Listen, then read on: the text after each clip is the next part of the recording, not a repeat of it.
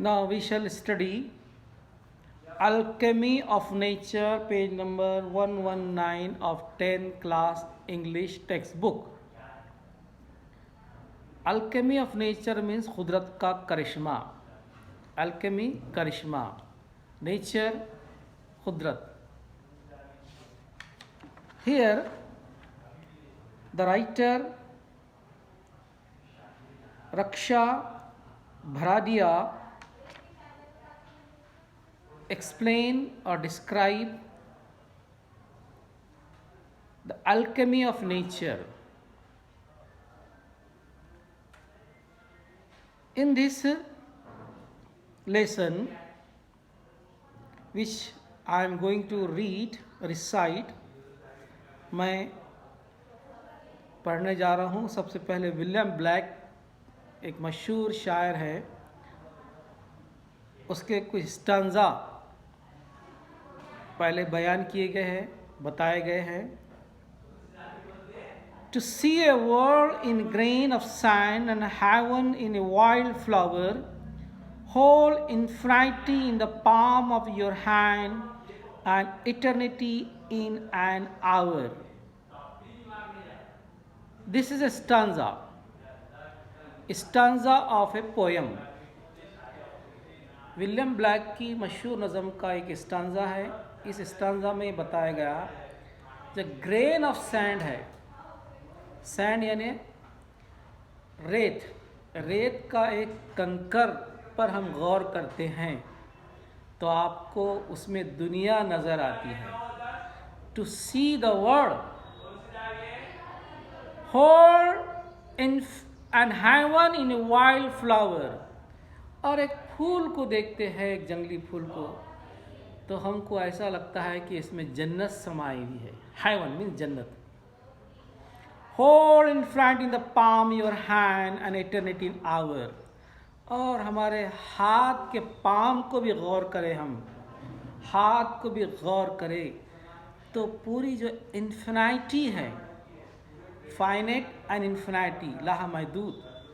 तो गर्ज ये कि इस स्टांजा के अंदर शायरी बताने की कोशिश कर रहा है कि हर चीज़ में खुदरत है, हर छोटी सी चीज़ में करिश्मा है, अल्केमी है, मैजिक है, मैरेकल है, मोजेज़ा है.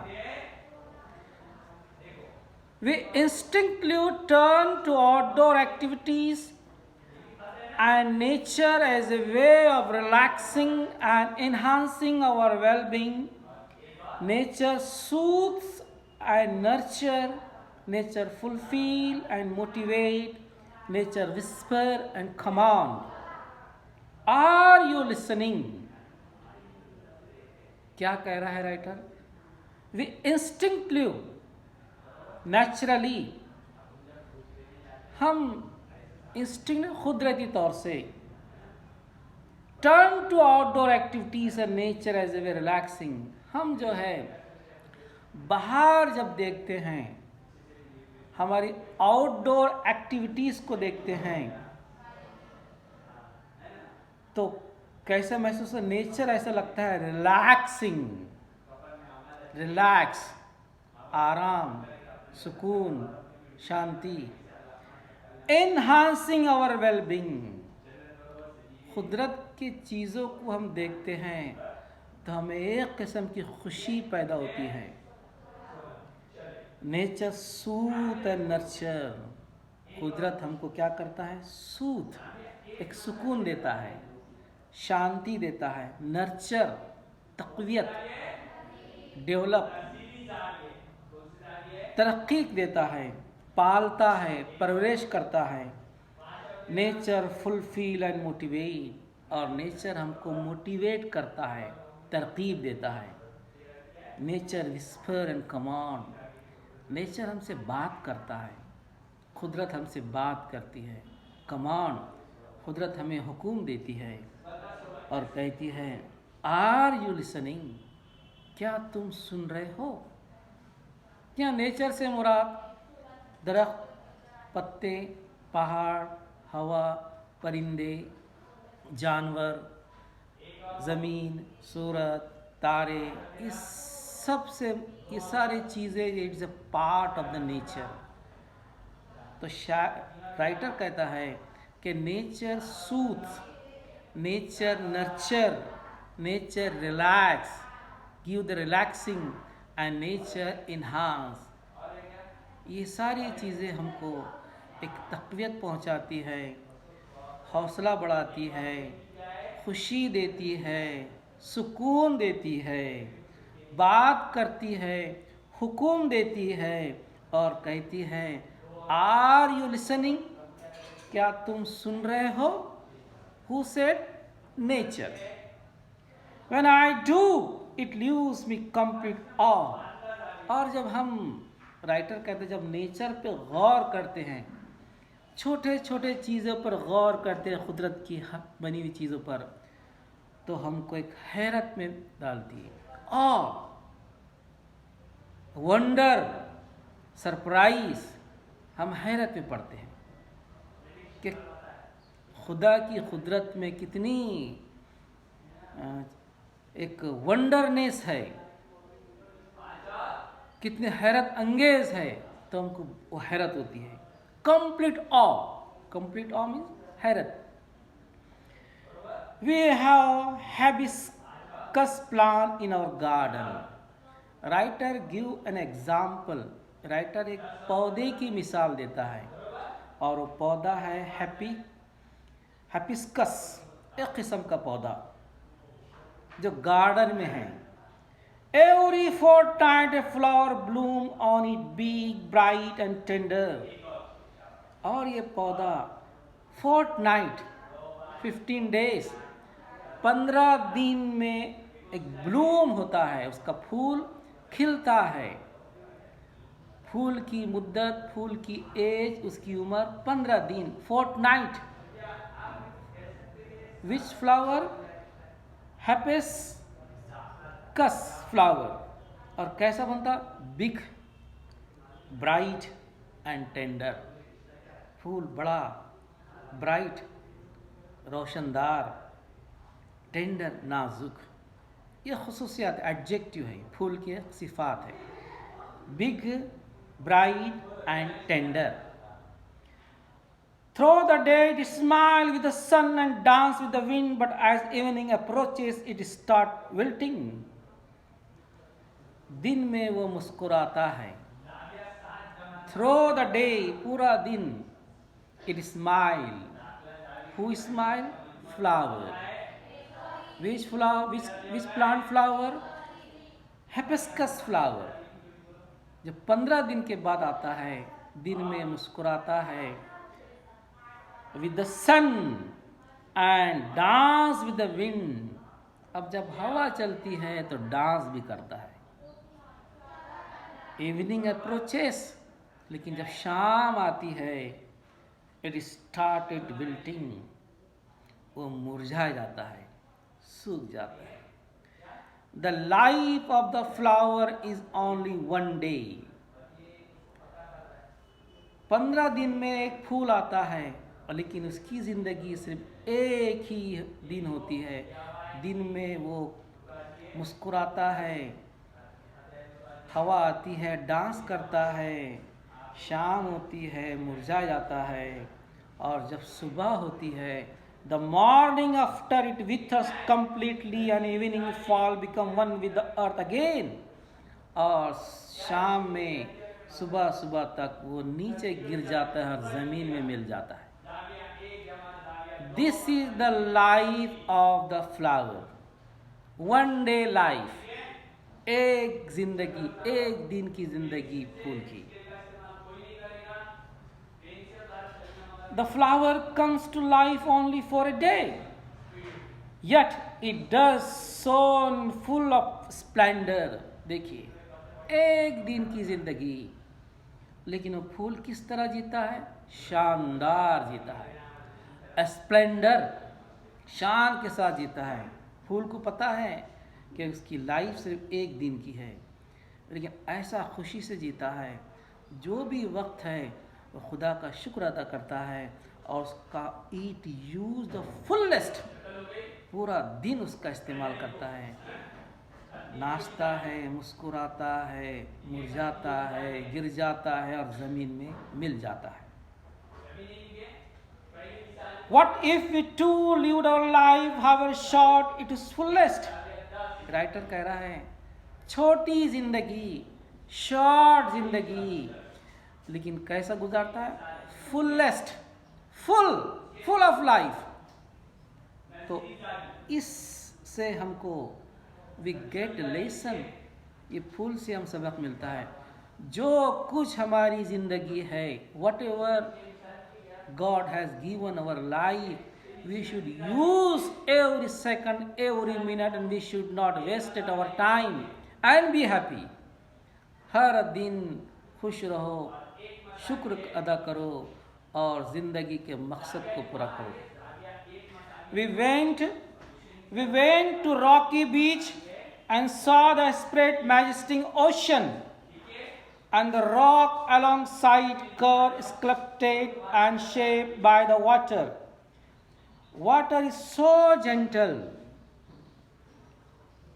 rock so hard, yet as the water flows over every day for years, the rock gives in, it takes the shape that the water come on. Our problems are so colossal and we are so small, yet we persist. एक और मिसाल देता है writer rock की, चट्टान। Rocky adjective है ये, चट्टान। बीच समंदर का किनारा, समंदर किनारे में चट्टान है। Saw the spread majestic ocean, और एक समंदर मैजेस्टिक, फैले हुआ समंदर, शानदार समंदर। रॉक अलॉन्ग साइड, और समंदर के अलॉन्ग साइड पे रॉक है, चट्टाने हैं। The first writer give the example of this flower, पहले राइटर ने फूल की मिसाल दिया, चट्टान की मिसाल दे रहा। चट्टान कैसी है? Hard. Feature of rock, rock की खुसूसियात, फीचर मीन्स खुसूसियात, हार्ड है रॉक, कर। लेकिन चट्टान कैसी है? कर करी है, तराशी भी है। स्कल्पटेड, जैसे मूर्ति को तराशा जाता, स्कल्पचर से बना, स्कल्पटेड। कर, स्कल्पटेड एक सिमिलर मीनिंग जैसा है। तराशना, खोद खोद के तराशना, या पानी से बार बार पानी से गिरने से जो रॉक, चट्टान नरम पड़ जाती है या उसको स्मूथ हो जाती है, that sculpted, shaped by the water. और कौन तराशता है यहाँ? पानी। Water continuous flow dash the rock, समंदर का पानी चट्टान पे टकराता है बार बार बार बार बार बार बार बार, और वो चट्टान बन जाती है स्कर, स्कल्पटेड, शेप, तराशी जाती है। हालांकि रॉक की खुसूसियात, फीचर है हार्ड, लेकिन मुसलसल उसको पानी जब उसको टक्कर मारता है तो एक बड़ा सी चट्टान भी नरम पड़ जाती है, हार जाती है पानी के सामने। वाटर इज सो जेंटल, पानी बहुत ही नरम, मुलायम, नाजुक है। और rock is a hard, hard and gentle is opposite word. Hard ये किसकी खुसूसियात है? रॉक की। एंड जेंटल ये खुसूसियात है पानी की। Gentle rock, so hard yet the water flow every day for a year, rock gives in। पानी, समंदर का पानी हर दिन, हर साल, कई सालों तक चट्टान को टकराता है और चट्टान हार जाती है, गिव अप। जो पानी जो चाहता है चट्टान उसके मानिंद काम करती है, यानी उसकी वो जैसे पानी जो शेप देता है चट्टान भी उस शेप की तरह बन जाती है, शक्ल बनाती। तो रॉक इसे hard, water is gentle, but water is continue flow. पानी कंटिन्यू फ्लो होता है, बहता है. It takes the shape that water command. जैसा पानी हुक्म देता है, कमांड करता है, ऑर्डर देता है, वैसी चट्टान शेप में आती है, शक्ल बदलती है. पानी जो बोलता वो चट्टान करती. Means who command here? Water. And rock shapes. Our problem are so colossal and we are so small, yet if we persist. Writer कहता है हमारा कितना भी बड़ा मसला हो, कॉलोसल, बिग, लेकिन अगर हम कंटिन्यू उस पर काम करते रहेंगे, परसिस्ट करते रहेंगे.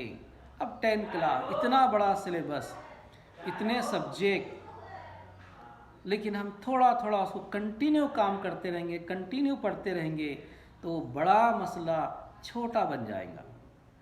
ए big problem convert into small when we persistently continue. मुसलसल हम उसको करते रहेंगे, जैसा पानी मुसलसल टकराता है चट्टान पे और एक मजबूत चट्टान शक्ल बदल देती है. तो राइटर कह रहा है वी आर कॉलोसल. बहुत बड़े मसले हैं हमारे पास, बड़े से बड़ा मसला, लेकिन वो भी हल होता है. We saw small beads of grass peeping through the small crack in concrete pavement. It left us to thinking however impossible thing may look, there is always an opening. Writer तीसरी मिसाल दे रहा है घास की पत्ती की. ग्रास, ग्रास मीन्स घास. बीट्स, पत्ती.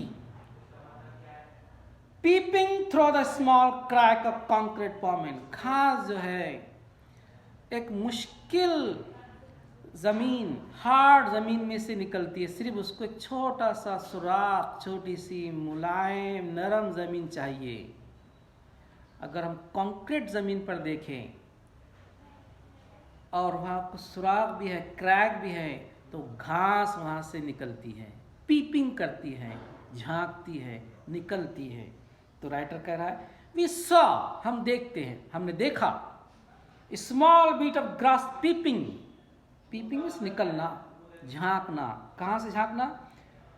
थ्रू द स्मॉल क्रैक, सुराख से. और कहाँ सुराख है? Concrete पॉमेंट. पॉमेंट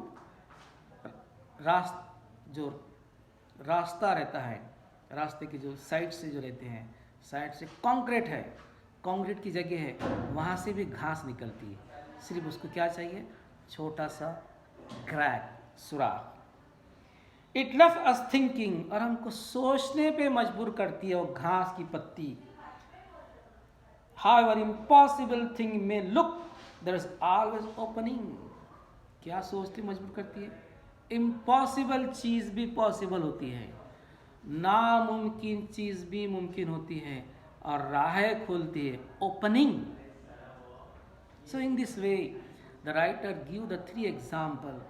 1 example a flower, 2 rock, 3 a small grass. Grass, beads of grass.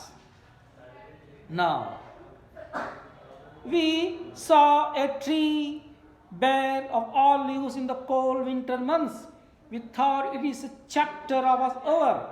But 3 months passed, spring set in, and the tree was back to its green majesty once again, full of leaves, flowers, birds, and life. What if we too had conviction that, however difficult things are right now, it will not remain so forever? Remember these 2 small paths. एक और मिसाल writer दे रहा है, वो है दरख्त की, tree की.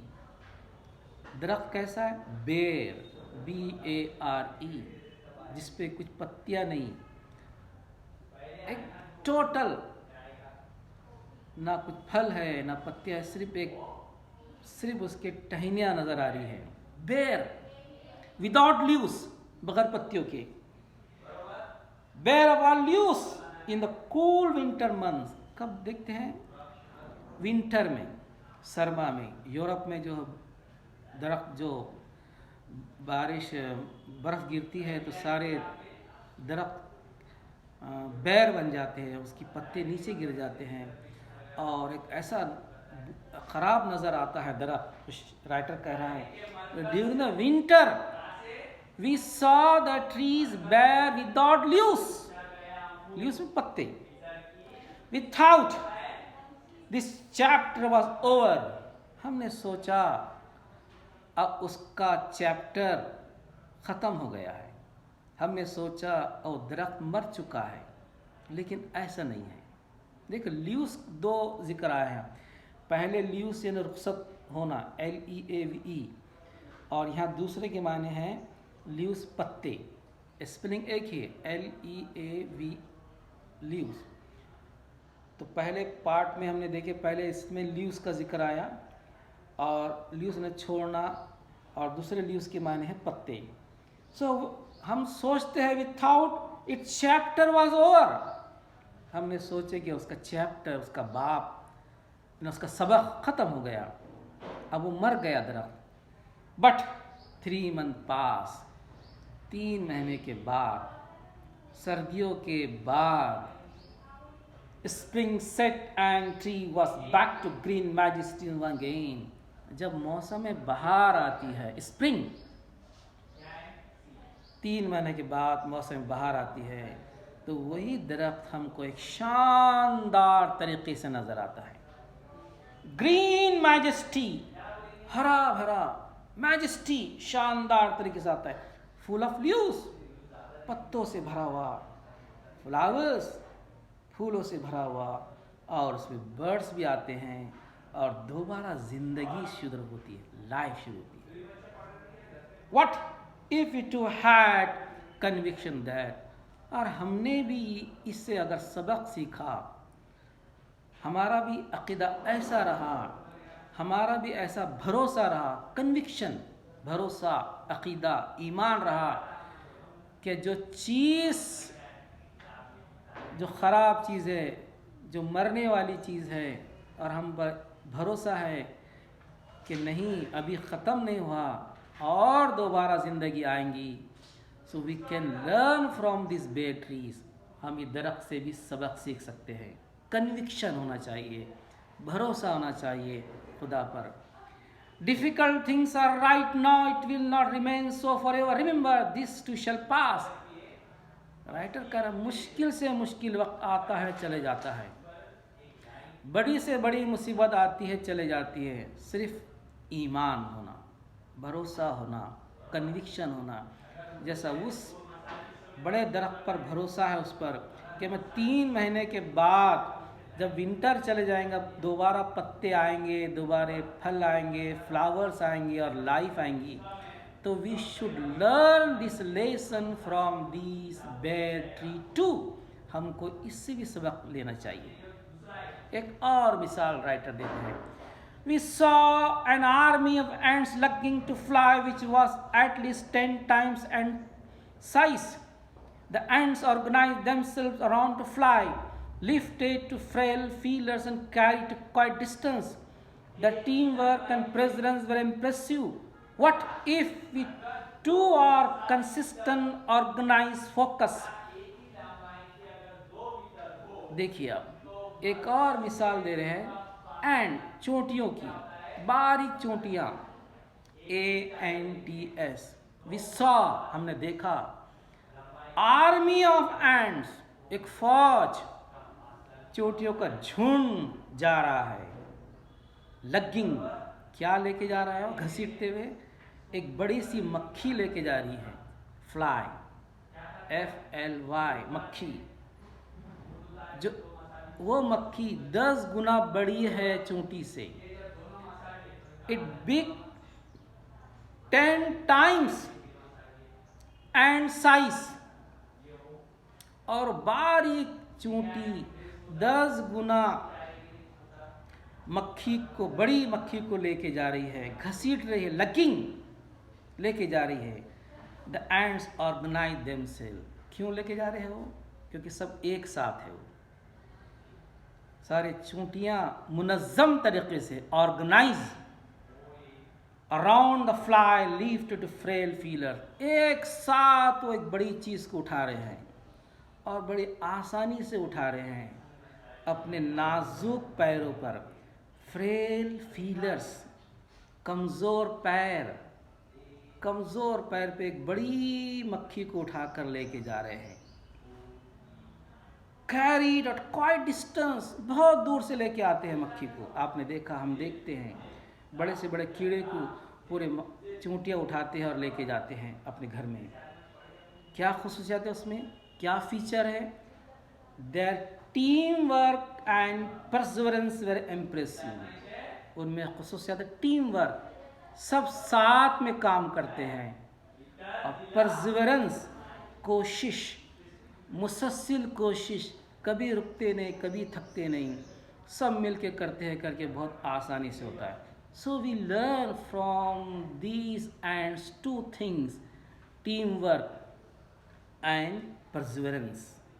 What if we two are consistent, organized, focus? Writer कह रहा है क्यों नहीं हम ये तीन सिफात जो चोटियों में है वो अपनाते हैं। और तीन सिफात कौन सी? कंसिस्टेंट, मुसलसल, बगैर रुकावट के, ऑर्गेनाइज, मुनज़्ज़म, एक साथ मिलके काम कर रहे, फोकस, काम पर तवज्जो दे रहे। कोई भी काम पर तवज्जो दे रहे आप, बड़े से बड़ा काम भी हो सकता है। So we learn three things from the ant: consistent, organized, focus. एक राइटर और मिसाल देता है स्पाइडर की, मकड़ी की। Spiders webs are delicate yet very strong. क्या कहता है? स्पाइडर का वेब अगर देखेंगे, उसका जाल देखेंगे, तो आपको नाजुक जैसा नजर आएंगे, डेलिकेट, लेकिन क्या है? स्ट्रॉन्ग, ताकतवर भी है। अपोजिट वर्ड है, डेलिकेट यानी स्ट्रॉन्ग, मजबूत भी है। A rainbow colours the entire sky.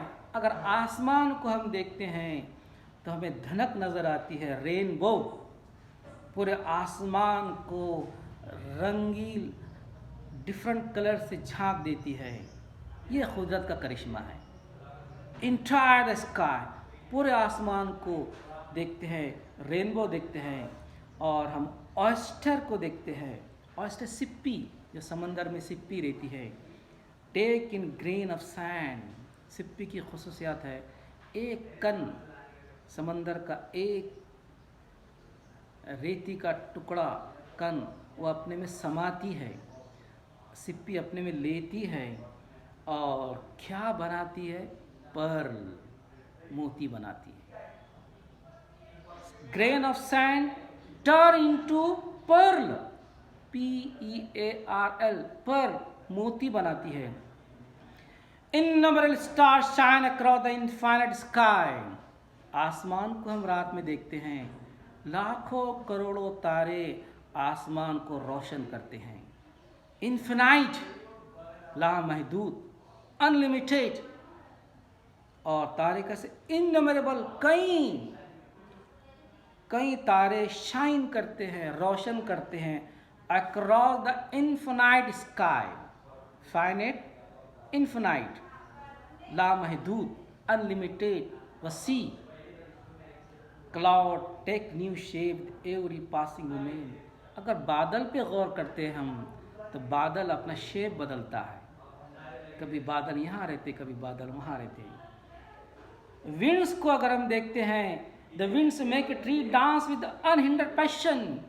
Winds को अगर महसूस करते हैं तो दरख्त उस विंड से डांस करता है, हवा से हलता है, तो ऐसा लगता है कि डांस विदाउट हिंड्रांस, बगैर रुकावट के।